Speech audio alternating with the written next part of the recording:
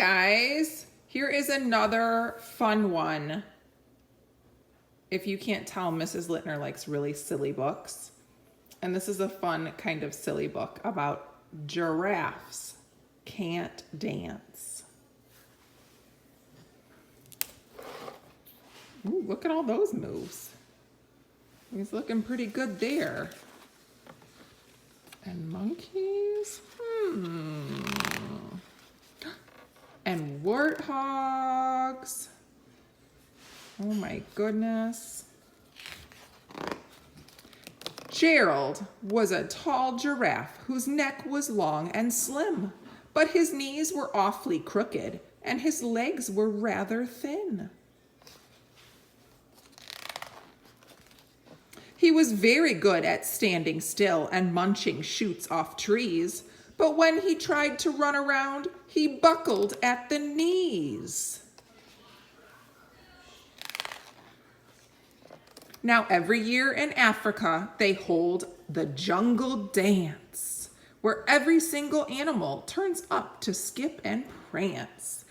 And this year when the day arrived, poor Gerald felt so sad, because when it came to dancing, he was really very bad.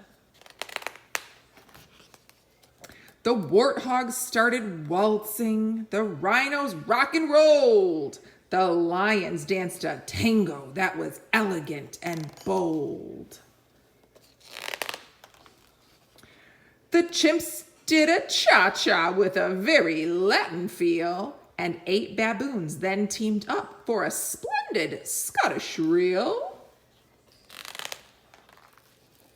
Gerald swallowed bravely as he walked towards the floor, but the lions saw him coming and they soon began to roar.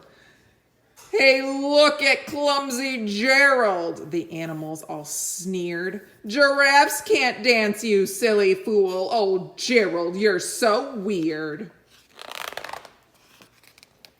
Gerald simply froze up. He was rooted to the spot. "They're right," he thought. "I'm useless. Oh, I feel like such a clot." So he crept off the dance floor and he started walking home. He'd never felt so sad before, so sad and so alone.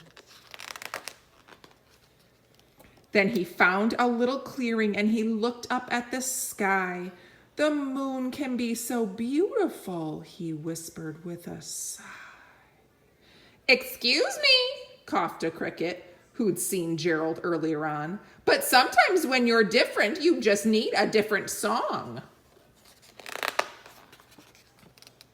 "Listen to the swaying grass and listen to the trees. To me, the sweetest music is those branches in the breeze. So imagine that the lovely moon is playing just for you. Everything makes music if you really want it to." With that, the cricket smiled and picked up his violin. Then Gerald felt his body do the most amazing thing. His hooves had started shuffling, making circles on the ground. His neck was gently swaying and his tail was swishing round. He threw his legs out sideways and he swung them everywhere. Then he did a backward somersault and leapt up in the air. Gerald felt so wonderful. His mouth was open wide. "I'm dancing, yes, I'm dancing. I am dancing," Gerald cried. Then one by one, each animal who'd been there at the dance arrived while Gerald boogied on and watched him quite entranced. They shouted, "It's a miracle! We must be in a dream! Gerald's the best dancer that we've ever seen." "How did you learn to dance like that? Please, Gerald, tell us how." But Gerald simply twirled around and finished with a bow. Then he raised his head and looked up at the moon and stars above. "We all can dance," he said, "when we find music that we love."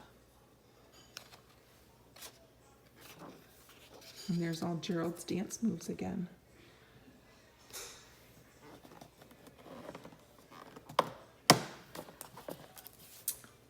The end.